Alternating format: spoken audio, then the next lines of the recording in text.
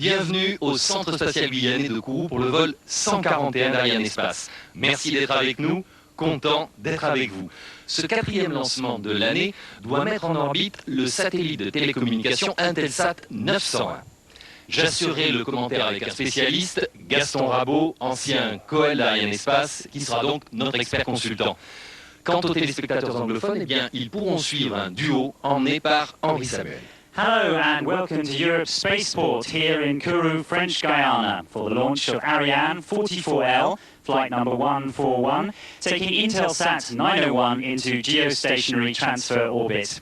A special hello to all of you watching in Washington and Palo Alto. Myself and technical expert Boel Alertsen will be commentating this launch. But first of all, let's take a look at what's coming up in the first part of this launch broadcast. Tout de suite, un bref sommaire de la première partie de cette vidéotransmission. During this broadcast, we'll be taking you through V141's launch campaign, starting with the arrival of launch elements by boat. You can find all the vital statistics of the satellite and launcher in the mission summary. Our news section will bring you up to date with the latest developments here at Arianespace. We'll also be taking you on an exclusive tour of the Ariane 4 launch table. Today's profile section shines the spotlight on two key figures of this campaign, the launch operations and production managers. And of course, we'll be guiding you through every stage of this launch, from countdown to spacecraft injection. And welcome back live from the Kourou Space Center. And as you can see, the launcher is on the pad and all the status panels are a lovely shade of green, which means no technical problems at present, Boel. Absolutely, Henry, including the meteorological status light, which turned red on us last night due to unacceptably high winds at altitude. Michel Lebrun is tonight's range operations manager. And to his side, we have Philippe Roland, who is the Arianespace mission director. We are sitting here with them in the Jupiter control room, some 15 kilometers from the launch pad. It's the nerve center of the launch. And if the launch is a plane, these guys can be considered as the control tower. Well, everyone's looking pretty calm at the moment. Of course, the people you see here are just the tip of the iceberg, of course. Many others have put a lot of hard work to get to this stage of the launch campaign. Let's find out about their contribution. As with all Ariane launchers, the different stages of V141 arrived in Kourou Harbor by boat some 6 weeks ago, traveling the last few kilometers to the vehicle assembly building by road. First stage erection took place on April the 26th, when it was taken from its transport container and hoisted to a vertical position on the launch table. Assembly of the second stage with its single Viking engine was carried out the next day. As you can see, the second stage engine has a longer nozzle in order to optimize its performance for near vacuum conditions. The INTELSAT 901 satellite arrived on May 2nd in a Russian Antonov cargo plane. Assembly of the 4 liquid strap-on boosters began on May 2nd and took 5 days to complete. Then came the turn of this third stage, easily recognizable in its brown thermal insulation. This is designed like a thermos flask to minimize heating of the freezing cold liquid hydrogen and oxygen propellant it will carry when full. And last but not least, the vehicle equipment bay containing all the electronic brains of the launcher was hoisted to the top of the now 50-meter high stack. Meanwhile, the INTELSAT 901 satellite arrived in the S1 preparation building and was subjected to a series of electrical and mechanical checks in preparation for its launch. As you can see, it's a big bird, the biggest we've ever launched for INTELSAT at 4.7 tons. It was put into a special transport container and taken to the S3 hazardous processing facility. At this stage, the launch vehicle was transferred from the assembly building to the launch pad along a 1-kilometer rail track.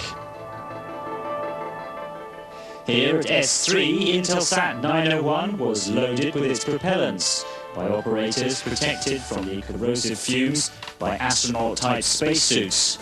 It was then mated with the launch vehicle adapter and enclosed within the fairing, which is designed to protect the satellite from the elements during the early stages of the flight. Finally, 5 days before the launch, the completed composite was taken to the pad, an operation usually done at night because it's nice and cool, hoisted to the top of the gantry and bolted onto the launch vehicle, ready for tonight's countdown.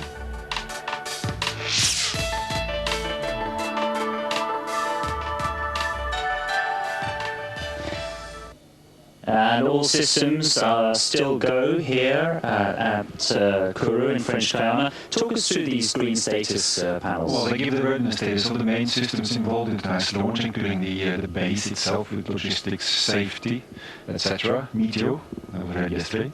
Of course, the spacecraft, INTELSAT 901, and the launcher, and the launch site. And of course, if any of those turn red at any time up until liftoff, the countdown will be stopped and put on hold. That's right. Time now to catch up on the latest news here at Arianespace.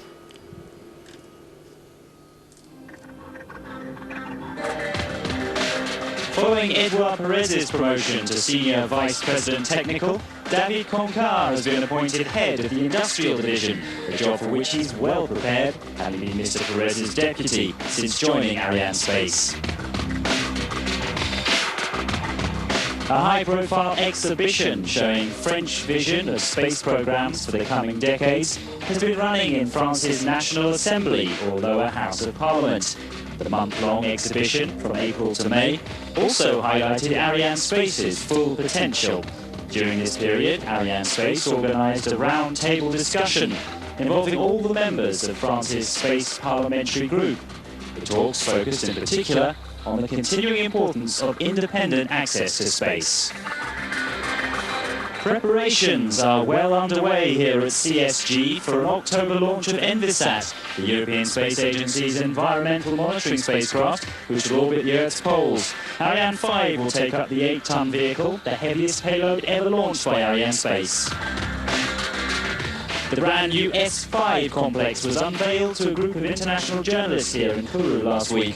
Besides doubling the spacecraft processing capacity at the European Spaceport, S5 is our response to changing market requirements, both in terms of spacecraft size and campaign efficiency.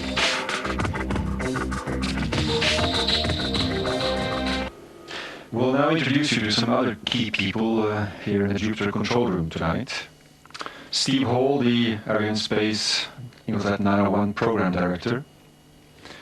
And he has with him the customer, Connie Kuhlman, DG and Chief Executive Officer of INTELSAT. We also have Michel Garot, Vice President of Engineering for INTELSAT. And finally, representing Space Systems L'Oréal, which has built the INTELSAT 9 series of spacecraft, and of course also 901, John Kleinberg, President of SS L'Oréal. Let's have a quick look at a few vital statistics of the launcher and spacecraft sport.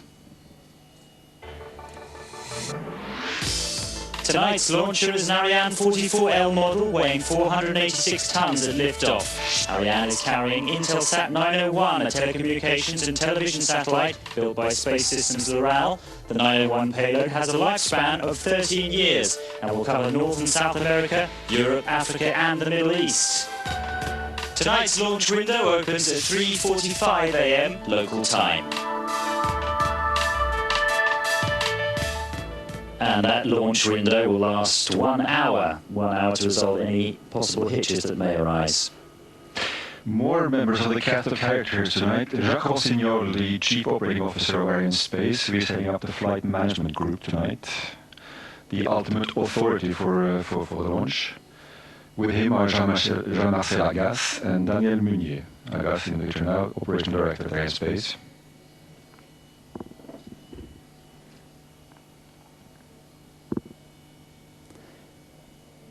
Everyone looking pretty calm at the moment, boys, but in the last few minutes, generally things get a little bit more hectic. Yes. Time to take a quick look now at the very foundations of this launch, the Ariane 4 launch table.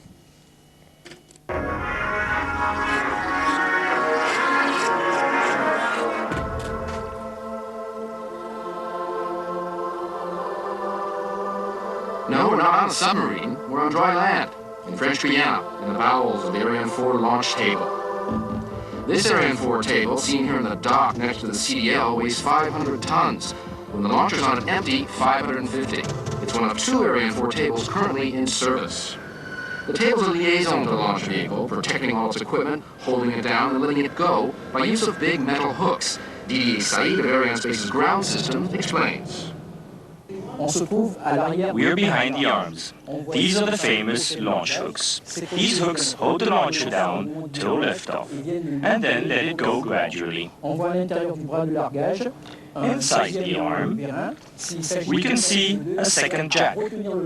This mechanism holds the launcher down in case of a problem at liftoff, and we have decided to stop the launch and keep the launcher on the ground. Alors, nous avons un plan standard de revalidation de la table. Nous allons passer 4 à 5 jours en zone de... The table undergoes standard checkouts after the launch. 4 to 5 days are spent in the launch area to check all the gauges on the table, to reset the liftoff mechanisms, or solder any metallic parts that might have come loose. But nothing really major has to be done. The table doesn't suffer enormously, and roughly after 4 or 5 days in the launch area, then 3 days in the preparation area, it is ready for launch. Contrary to what you might think, it's not a solid, massive block of iron. It's full of holes, just like a Swiss cheese, with compartments, stairways, and cubby holes everywhere, all housing plenty of plumbing and wires to feed the launcher's vital systems. It's amazing that the launch doesn't hurt the table when you remember it's right underneath thousands of pounds of thrust and all the flames and exhaust. Not having to rebuild it from scratch each time means greater flexibility and more launch opportunities. When it's ready to roll out again, it goes like a train on a double track out to the launch pad. These tables are going to be retired after the Ariane 4 program. They've served for over 100 launches. Well, a couple of minutes ago, at T-minus 10 minutes, we had our final weather check, which thankfully was good. Yesterday problems seem to have gone board. Yes, all the criteria tonight are okay. They concern mainly visibility, cloud cover, and wind speed. Wind speed, of course, was what was wrong yesterday. We had too high wind speeds and directions, for that matter, at high altitude. These things we measure with balloons, send out balloons at regular intervals during the countdown. Yesterday it wasn't good. Today it's okay. And one of the reasons that it wasn't good is that if the wind blows in the wrong direction, of course, it could actually fall back onto the... If we have to destroy the launcher during the flight, then the pieces could blow back onto the VHF. So it's an extra safety... It's a flight safety measure. element. Well, in a moment, at T-minus 6 minutes, we'll enter the final countdown or synchronized sequence, a critical stage of the launch. Attention pour le début de la séquence synchronisée. This is the range operations manager, Michel. And there we have it, the start of the synchronized sequence where a whole series of final procedures and checks are carried out by 2 computers. These final operations are controlled from the launcher control room or bunker.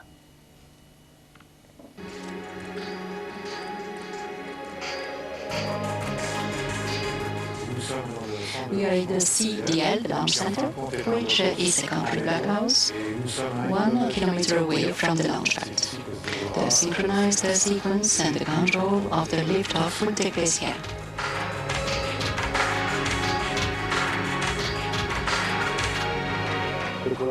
The coil is appointed for a launch campaign. In this particular case, it is called a Flight 141. This preliminary work starts in evening, a fortnight before the start of the campaign. Then, the coil goes to French Guiana, where it is responsible for the assembly and the commissioning of the launcher since the very first day, called D1, until the last day, called D0. This work ends a fortnight after the launch with a final report called the level 0. The coil works with a team of 250 people, made of Arianespace engineers and onboard systems industrialists who are the designers of the launcher and the ground system industrialists who contributed to the design of the launch pad. This team is part of the Flight 141 campaign. Next to me is the CPAP. She will tell you what she's responsible for. The CPIPs has the responsibilities over the launch vehicle only. The CPIP must make sure that all the operations that are carried out guarantee the reliability and the flight readiness of the launcher. As a matter of fact, there are two major phases in the CPAP's work. First, a meeting held in France before the start of the campaign, which is called the Flight Readiness Review, the purpose of which is to present to the Ariane technical community what was done to the launcher in France. And second, at the end of the campaign, a meeting which is called the Launch Readiness Review, the purpose of which is to present to the same technical community the anomalies encountered during the campaign, their analysis, the corrective actions taken, and to obtain the green light from the ATC to start the filling operations and the countdown. Well, Henry, I think we might explain the difference between what happens before and after entry into the synchronized sequence. As a matter of fact, before that point in time, Francis Pellacoeur and his team out in the blockhouse, they controlled all the operations necessary on the launcher and on the associated ground systems manually, using two computers, one controlling liquid systems and one controlling electrical systems. From 6 minutes onwards, there's too much happening, too fast for human operators to do that manually, so the computers do it automatically. And of course, there are no human operations near the launcher from the moment that the gantry is removed, which we're seeing here in these pictures. The gantry protects the launcher, and it also gives access to it, and is removed for about 5.5 hours before. 5.5 hours before launch, in preparation for the fueling of the third stage, because with liquid hydrogen and oxygen being pumped into it, you don't want to be anywhere near the place. Fair enough. So, as you say, there are two computers now dealing with all the checks, presumably because humans are just incapable of carrying out all the procedures necessary. It's too fast. At this point in time, they're monitoring the correct execution of all these commands and operations. Well, here's a very important part of the final stages of before liftoff. These are the cryogenic arms we can see here that are topping up the third cryogenic stage of the launcher with liquid oxygen and hydrogen. When does this actually stop? That lasts all the way up to very shortly before launch, and as a matter of fact, we will be seeing this picture just before liftoff, because these arms have to leave the launcher 5 seconds before ignition. So this is the very last physical thing we'll see before we actually lift off. Obviously tension now slightly starting to mount in the control room. Let me just say that obviously this launch is the culmination of 3 years' work by hundreds of companies, thousands of people. I think it's fair to say it's a story of truly global dimensions. In a moment, Attention pour moins 1 minute. And that was it. He's about to announce the final minute countdown. Top à 0 moins 1 minute. And there we are, we're into the last minute. Welcome to any latecomers around the world. Do keep your eyes on the screens. Our best wishes go to INTELSAT, Space Systems Loral, and everyone here in the Arianespace team. The very best of luck for the launch of Ariane 141. We'll keep quiet now and let you enjoy the final few seconds and the liftoff.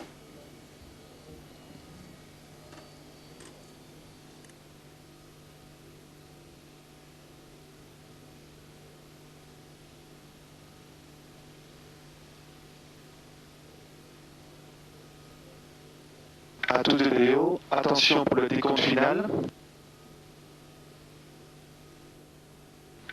10, 9, 8, 7, 6, 5, 4, 3, 2, 1, top, allumage,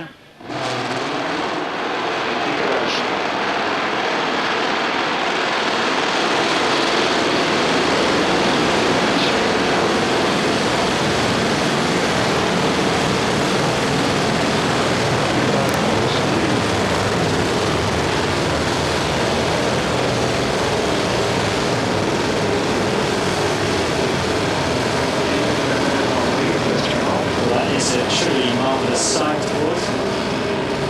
Symbol of mass technological achievements. How are you feeling? You must have seen a few of these. You get goosebumps every time you see that. I can't get used to it. Just to say that confetti type stuff that we saw falling off the launcher at the beginning was totally normal. That is, of course, entirely normal. These are thermal insulation panels that protect the second stage from heating before the takeoff.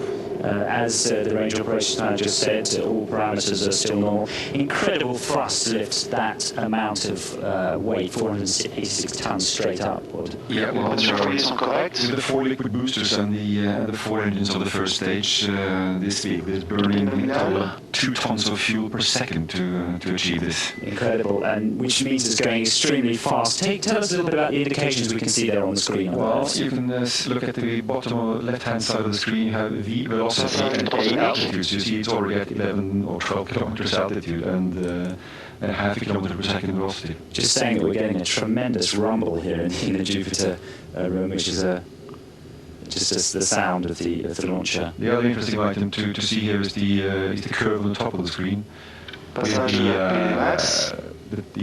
The line, of course, representing the theoretical path that the launcher will take.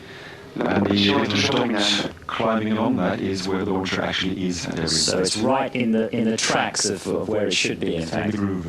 So this booster stage that we're in, how long does that last? We're coming to the end of it already, I think. They burn approximately 2 minutes. And you see that little blip on the curve. That's where the boosters should normally separate. And that will be coming up in just a few seconds. Tous les paramètres à bord sont nominaux. All parameters normal. Extinction de pales. So the boosters just burned out. And they will now fall into the sea. Séparation des pales. And they have separated. Okay, so we've got through the first bit, okay? Now they will be destroyed, they will be blown up by pyrotechnic charges and fall in little pieces into the ocean off the coast of French Guiana. And here's a computer simulation of the booster jettison. 4 liquid propellant boosters. Of course, the Ariane 4 is capable of taking solid or liquid boosters. Correct. On the curve now, we can see the next phase is the separation, step 1 and 2, a separation of the first and second stages, which both have a similar propellant makeup. They both have exactly the same propellant makeup, and they actually have very similar engines. The second stage having just 1 engine, of course, but with a much longer or bigger nozzle than the first stage. This is because the second stage operates in near vacuum, so you optimize the nozzle. Extinction du 220. That's the first stage shutdown. Et séparation du premier étage. Allumage du deuxième étage. And the second stage is up and running. And here we can see Tous exactly les what's paramètres happening. sont nominaux. All parameters still normal.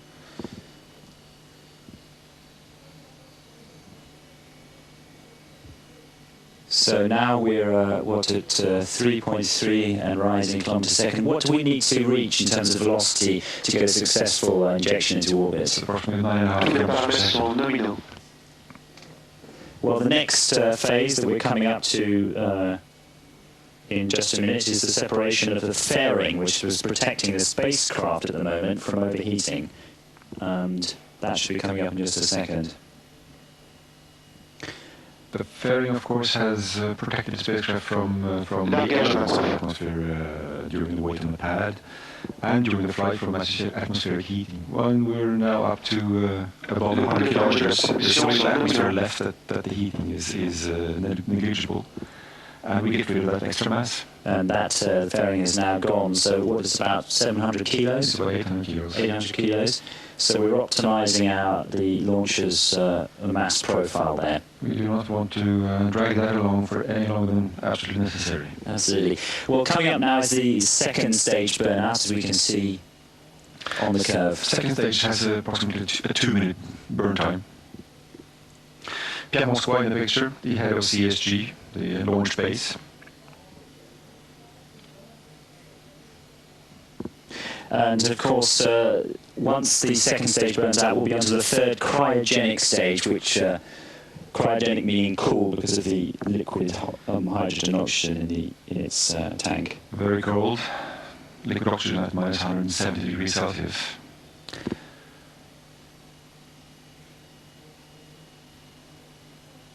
Extinction du deuxième étage. That was the burnout of the second stage. Séparation. Separation. Et allumage du troisième étage. And there we have it. Now, this third cryogenic stage board is the most advanced type of launcher engine in the world at the moment. Well, cryogenic engines are the most difficult ones to build because of the nature of the propellants used, in them being very cold. And these pumps that run with very high velocity, I mean the turbo pump feeding the propellant into the engine, it runs actually at 60,000 RPM. That is an incredible speed, isn't it? But the actual, this is a very long stage, isn't it? It lasts right up until spacecraft separation. In the picture, Fernando Doblas, recently appointed INTELSAT representative in French Guiana. Acquisition par la station de The Natal. organization that has funded the development of the Ariane launchers. As you just heard, we have now got acquisition from the first tracking station in Natal, Brazil. Of course, tracking stations are extremely important to help the spacecraft check its position board, but they're also important after the launch as well. Well, they're really necessary for Terry Edwards. Terry Edwards is the INTELSAT satellite mission director, and he is actually the director of launch services program management for INTELSAT. Yeah, we're on the tracking station. They are necessary for two main reasons. One being that for flight safety reasons, we need to be able to track the vehicle in the early stages of flight to make sure that it doesn't go outside the allowed corridor. And of course, during the whole flight, we get telemetry data. Right. Well, let's have a quick look at our client INTELSAT.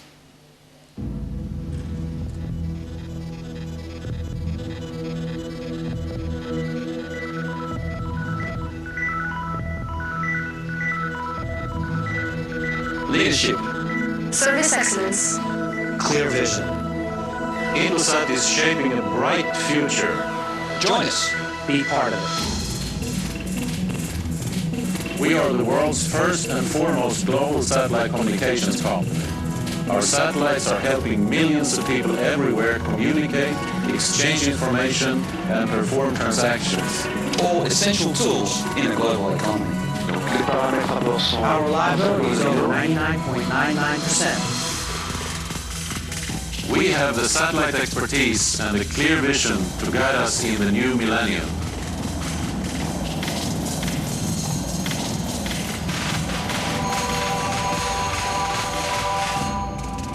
Every day, we help the world keep in touch. We bring historic events to life. Our fleet of geostationary satellites covers every country on Earth. INTELSAT's connectivity is unrivaled. More than 7,000 gateway Earth stations and several million smaller antennas access our system. We link the world. East and west. Este y oeste. North and south. Nord et sud. Developed and developing regions.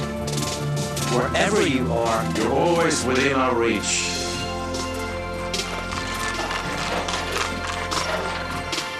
Whatever our customers are planning, and wherever it's happening, we can make it a reality. We help broadcasters deliver world events. We connect corporate networks around the globe. We help carriers build international connections for public voice and data networks. We provide backbone connection for internet providers, bypassing congestion on terrestrial networks and making the World Wide Web worldwide.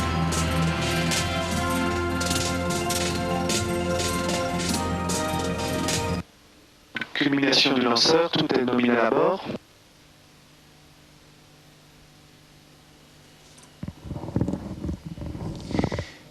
Well, one historical detail that that film, which seems to have been cut off, didn't mention, Board, was that INTELSAT were Arianespace's very first customer back in 1983.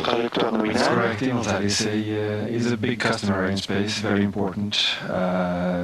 Arianespace has launched 60% of their satellite fleet, or put it the other way, INTELSAT has entrusted Arianespace with 60% of their launches. This is the 18th satellite that we launch for INTELSAT today. I think that represents a certain confidence and trust between the two companies. They share the same philosophy. We work very well with INTELSAT. And so, of course, this is the first of the new generation 9 INTELSAT satellites, and Arianespace will be launching another one of those this year. Another this year, we'll be launching in total 6 out of 7 of those. So in an 18-month period, we will be launching 6. They represent the major part of our manifest over the next year. Well, in a moment, or quite soon, we shall be coming up to acquisition from the island of Ascension. But before we do that, let's just go back to, we were talking about tracking stations, and you were telling me the importance of them, not just during the flight, but also afterwards. Yeah, I was going to say that. We, of course, use the tracking stations to take down telemetry from the launch vehicle during the whole flight. Telemetry being measurement data from various functioning elements of the vehicle. There are about 500 measurement points on an Ariane 44L altogether. Donc tous les paramètres à bord sont nominaux. And of course, we use that to check that all systems have worked as they should during the whole flight. And it also helps, of course, the spacecraft to know at any moment exactly where it is. It's got its own tracking device. Well, the launcher itself has its own onboard. Acquisition par Ascension. Well, okay, there we have acquisition from the island of Ascension, which you may or may not know was an important tracking station for the British some 200 years ago, actually. It was a strategic outpost for Nelson's ships. Now, of course, it's tracking a more modern form of locomotion. Let's have another look at the indications here on the screen board. All is nominal. All is absolutely nominal. We are up to, as you see, 7 kilometers per second. As a matter of fact, the third stage provides practically half of the velocity, the total velocity that the vehicle requires to get into the geostationary transfer orbit on its own. And so, explain why it is that the curve is going down here. Does this mean that we're losing altitude? We are indeed. We are, as a matter of fact, trading altitude for velocity, using the gravity pull to aid the third stage engine in getting the velocity up. And this is a function of the optimization of the whole Ariane 4 launch. Donc il reste 6 minutes de propulsion. So we have 6 minutes of propulsion left, the third stage running for approximately 13 minutes in total. And this is not a particularly powerful stage, but it's a long burning. That is indeed the reason why it's a long burn. It's not very high thrust, but very efficient. That's why you would tend to choose a cryo stage for the upper station of the launch vehicle. And of course, the Ariane 5 generation next year will be introducing a That's a good point. The Ariane 4 upper stage engine, the HM7 cryogenic engine, will, as a matter of fact, equip a new upper stage for the Ariane 5 vehicle, which we'll put into service by the middle of next year. This engine now, of course, having racked up a considerable number of successes, it's 61 in a row before tonight's flight. I certainly hope that it will have 62 by the end of this. Il reste 5 minutes de propulsion, on est toujours nominal sur la trajectoire. Well, with 5 minutes to go, things still looking perfectly good. An incredible story, really, Ariane 4, of both flexibility but reliability, as you were saying. Very high reliability. Well, here's a person who's put a lot of faith into Arianespace, Terry Edwards. Hello, my name is Terry Edwards from INTELSAT. I am INTELSAT's Director of Launch Services Program Management. I'm here for the launch of the INTELSAT 901 spacecraft. Our launch campaign actually began on the 2nd of May with the arrival of the spacecraft here in French Guiana, and of course now we're getting very close to launch. I'm very pleased to be working once again with the teams of Arianespace and CSG. Over the years, we have developed a very important and close relationship. This is our 18th use of the Ariane launch vehicle. The launch that we are preparing for is the launch of INTELSAT 901, which is the first spacecraft in the INTELSAT 9 series. There are a total of 7 spacecraft manufactured by Space Systems Loral in the INTELSAT 9 series. These spacecraft will be used to replace existing spacecraft currently in the INTELSAT fleet, plus in addition provide to INTELSAT customers increased communications capability at higher power. The specific role of INTELSAT 901 and its orbital location is to provide high-power C-band coverage for North and South America, as well as Europe and Africa, and in addition, high-power Ku-band coverage for Europe.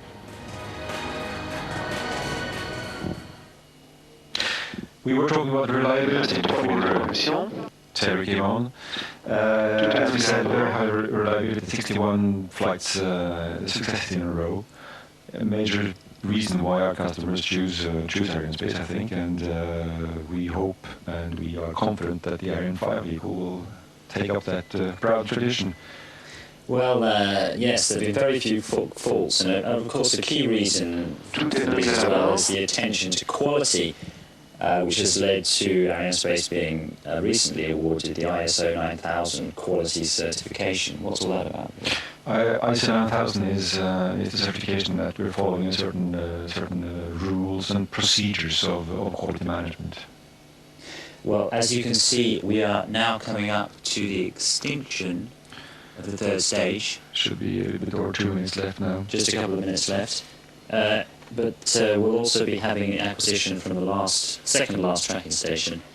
Il reste 2 minutes de propulsion. In Libreville, Gabon. That announcement there that we have just 2 minutes left from the third stage. Coming up, of course, so the extinction of that stage. Talk us through what happens at that point. Well, first of all, the third stage should stop upon determining by its own that it has reached the velocity and the proper orbit required.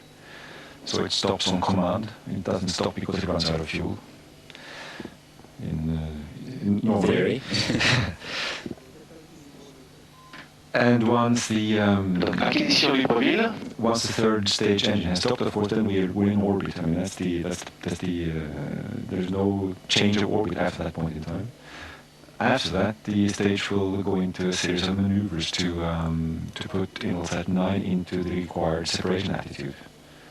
And, well, we're just seeing pictures here of the acquisition, and 1 minute left before burnout. And as you were saying, there are several maneuvers that need to be done, and rather artistically called a space ballet. A space ballet, which in this case has it's a pas de deux. There are only two. We do double launches from time to time, and then you have 4 objects that need to be maneuvered. And so, what happens in this space ballet? There is also the third stage goes into spin. The third stage, once the spacecraft has separated, will go into what we call an avoidance maneuver. So we will open a little thruster to get more distance between them. Encore 20 secondes de propulsion. 20 seconds of propulsion left.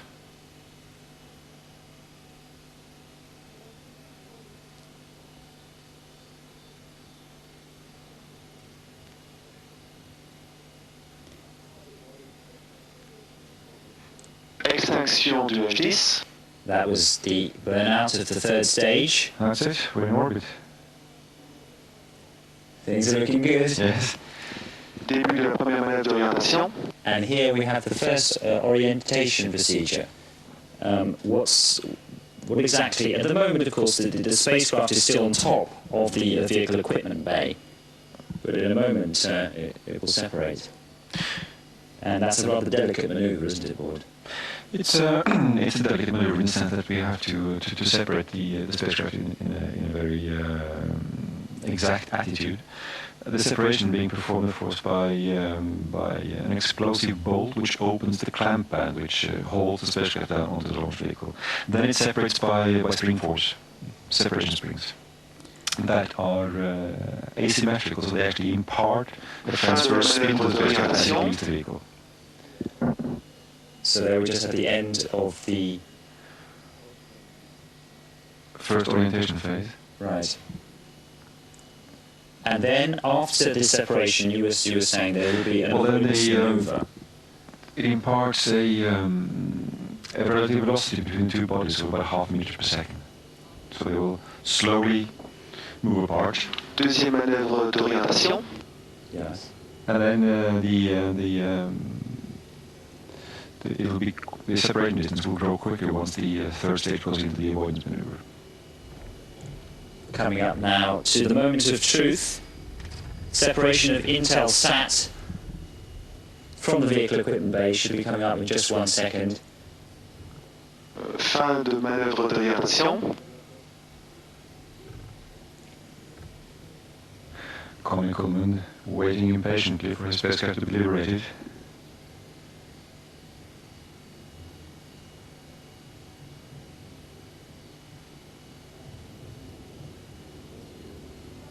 Séparation INTELSAT 901. And there we have it, celebration and satisfaction after another huge success, huge sighs of relief going on there in the Jupiter control room. Yeah, what needs to be said though is that this is the end of our workday, so to speak, but it's the beginning of INTELSAT and L'Oral's activities, because now they have to acquire the spacecraft and perform a long series of maneuvers to put it into its geostationary orbit, deploy all the antennas, etc., and then test the spacecraft before it's entry into operation. They're all looking pretty happy there with the clients, and of course, the expression they say is that they're not totally relieved until they hear the baby cry. In other words, that they actually hear these satellites. And the baby is expected to be heard crying about 20 minutes after separation. That's rather longer than your average human, but... Yes. Well, in a second, we're going to get another chance to see that successful liftoff of Ariane 4. People still milling around here looking extremely relieved. And Ariane 44L liftoff, of course, is very slow. It's the heaviest version of the vehicle. Very powerful. And really, this Ariane 44L launch is coming to the last few Ariane launches, because we're coming to the end of its what's been quite an incredible story. Well, this was the 13th last vehicle, so there are 12 left, and we expect the last one to be used by mid-2003. By which time there will be no more Ariane 4s. But by that time we should have ramped up our Ariane 5 vehicles to a yearly launch rate of about 8. Although we have production and operational capacity to go beyond that if the market so should require. Of course, this INTELSAT 901, as you mentioned earlier, is the heaviest satellite that Ariane 4 has taken up.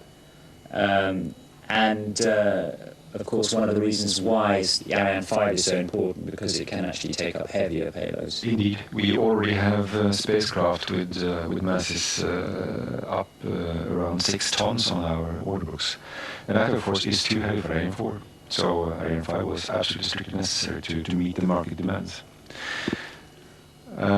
Which is also the reason why we're developing the cryo upper stage version of the vehicle, which will give us yet another 3 tons more performance, to a total of 10.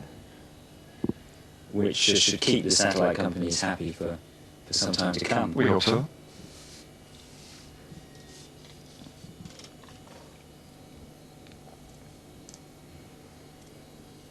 Of course, now we're waiting for all the dignitaries to get to the other side of that glass partition for the customary speeches after a successful launch.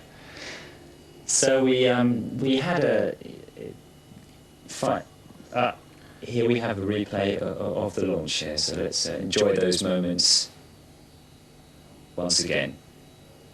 In just 1 second. One interesting thing, Board, is that at the very beginning of the launch, it's as if the launcher is stuck to the pad, despite the fact that it's full blasting. That's because it's held by hooks, isn't it?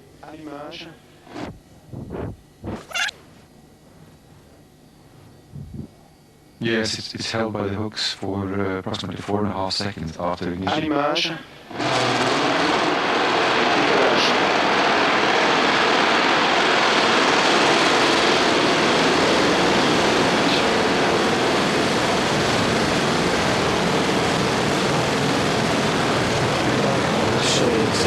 Watching in French Guiana, we've got a great view tonight, so it's pretty clear skies. Almost full. Well, the meteor report just before liftoff said it was 20 kilometers to the humidity, so yeah, they should have had a good view of it. But again, to come back to that, the hold down, the vehicle is held down on the pad during the ignition phase to make sure that all engines are up and running correctly before you release it. Because even at that stage, we can still shut the thing down if something is not correct. So, of course, INTELSAT 901 has now been put is now in geostationary transfer orbit. Here we can see Jacques Rossignol about to make speeches. Once more, we delivered what we committed for, and we are proud of it. Thank you, INTELSAT. Thank you, Connie, for your patience, as we had 2 days of bad weather, but finally we made it, only with a 24-hour delay, which is not too bad. And thank you for your confidence in Arianespace. INTELSAT has committed 22 satellites to Arianespace, making INTELSAT our largest customer. 22 satellites, that means that it's almost 10% of everything we signed for in 20 years. It means that every 7 or 8 flights we fly with an INTELSAT satellite, and that's really impressive. More than once a year we fly for your company, and it's lasted for 20 years. INTELSAT was on flight 7 in October '83. As a matter of fact, you were also on flight 8 the year after. And if I looked at the backlog of the satellite we have signed for, we will launch the last one in 2003. So that makes 20 years of continuous cooperation and successful string of cooperation between INTELSAT and Arianespace. And if I have to make a wish today, is that success allows us to keep going beyond 2003. Thank you to you. I cannot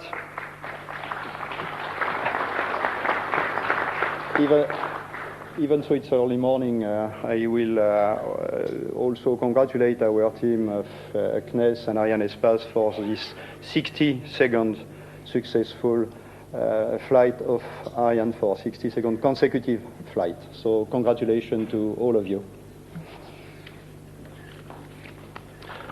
Thank you, Jacques. Of course, we have been here before. It happens to be my first launch down here at Kourou.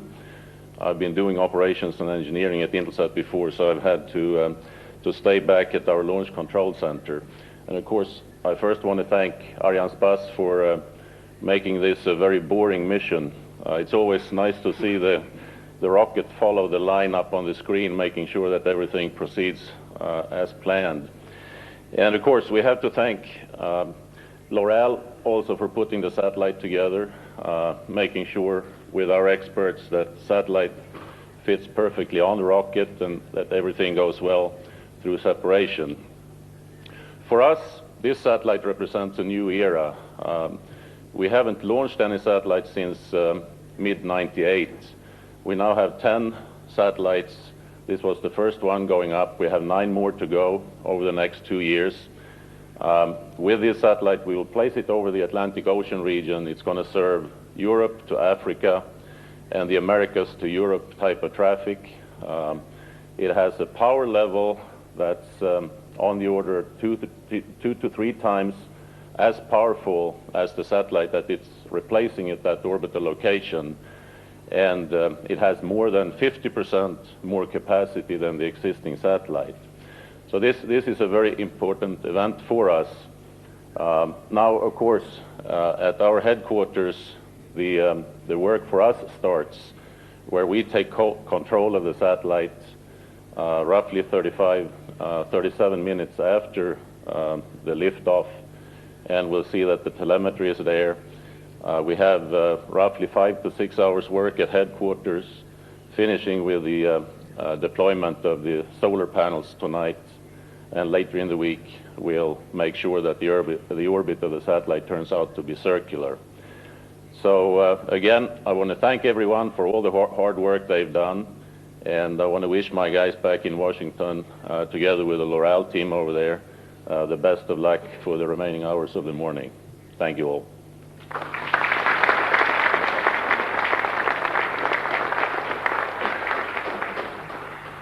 Nous nous retrouverons le 12. We will meet on July the 12th for an Ariane 5 flight. It will be the 10th Ariane flight for Artemis and BSAT.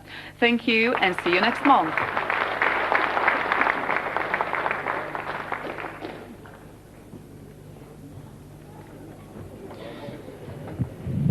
Well, speeches from a very happy and relieved-looking team there.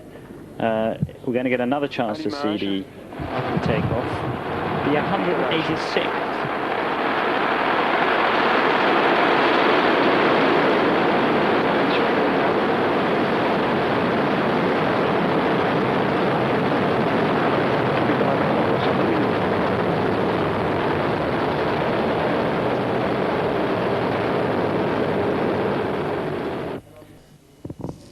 The 186th satellite for Arianespace board there, and as Mr. Rossignol said, the 62nd success in a row. That's quite remarkable. In fact, I believe it's a world record. Should be. World record in terms of commercial launches, yeah. Well, to say that celebrations will continue here well into the night is just slightly superfluous, Bob, because it is already late into the night. For the second night in a row. For the second night, someone was a little tired here in French Guiana, but extremely happy, and I don't think too many people will be going straight to bed quite yet. It's been a pleasure working with you, Ward. Likewise. Hope we'll do it again. I'm sure we will. And all of you watching from around the world who played a part in this mission, congratulations. And of course, we look forward to working with you again extremely soon at Arianespace, and in fact, we know that we will be working with you again soon. Yes. Goodbye.